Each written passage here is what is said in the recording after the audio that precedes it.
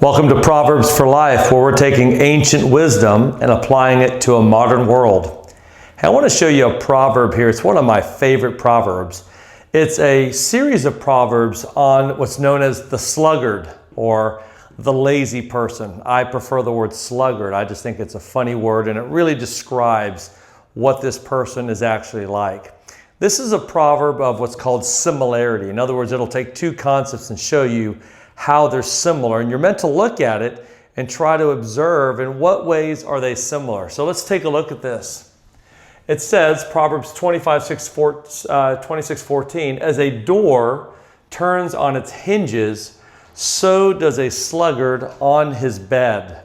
Now look at this for just a moment.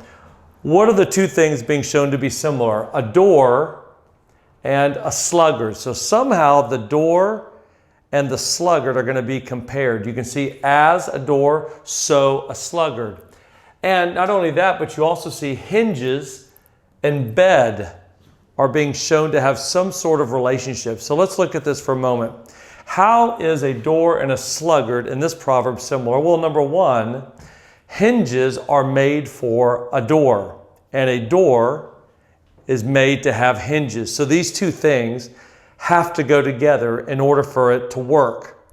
In the same way, what this proverb is saying is just as a door has to have hinges to work, a sluggard feels like he has to have his bed in order for him to feel like he's fulfilling his purpose. In other words, a sluggard is always looking to do nothing. He's always looking to sleep. He's always looking to rest. That's what it means to be a sluggard. Just like a door without hinges doesn't fit, they belong together. A sluggard and his bed go together. See, they have to logically go together. Another way these two go together is, think about this. A door doesn't go anywhere. It just turns and always comes back to where it was before. There's no real progress that a door makes. In the same way, the sluggard always goes back to his bed. There's no progress in the sluggard's life either. They're both fixed, and they both go through the same routine over and over again. That's the life of a sluggard. So when you look at something like this, you realize that the word bed, it's not saying that people who want rest or people who need their sleep is a bad thing. It's not saying that at all. What it's saying, though, is if you view rest, if you view comfort as that for which you are made for, that's where the problem comes.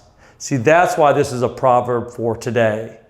Just like hinges are made for a door, if you see comfort and rest and chill time as what you're made for, if that's your goal, if every day you're trying to simply live this day of perfect comfort where you don't have to push yourself, you're not working out, you're not reading, you're not studying, you're not challenging yourself, you're not raising your skills, you're not forcing yourself to become more disciplined. If all of these things you avoid because they're not comfortable, you are like the sluggard who turns in his bed. I think there's another way these things are similar too. Just like a door will sometimes creak when you open it on its hinges, in the same way a sluggard makes that wonderful creaking noise when he's turning in his bed. He's just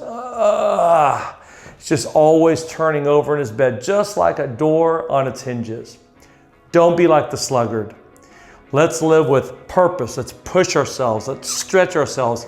Let's use rest and sleep as needed to recharge and re-energize.